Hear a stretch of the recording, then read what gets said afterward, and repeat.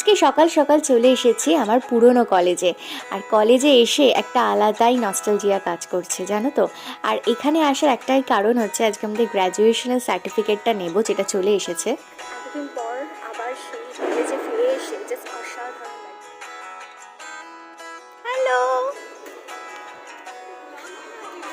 হ্যাঁ শর্টস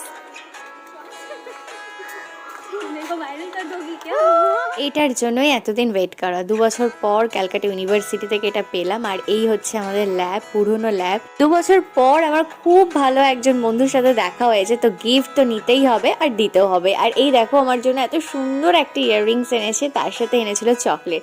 এরপর আমরা ঠিক করি এতদিন পর যখন দেখা হয়েছে কোথাও গিয়ে একটা সেলিব্রেশন করা যাক। আর ও হচ্ছে জৈন, তো ভেজ ছাড়া কিছু খায় না, তো আমরা চলে গেছি সেরকমই একটা ডেস্টিনেশনে। ফার্স্ট টাইম আমি গুপ্তা ব্রাদার্সে এলাম, আর ওখানে এত আইটেমস ছিল, তো কি ছেড়ে কি খাবো বুঝতে পারলাম না, এটাই নিয়ে নিলাম।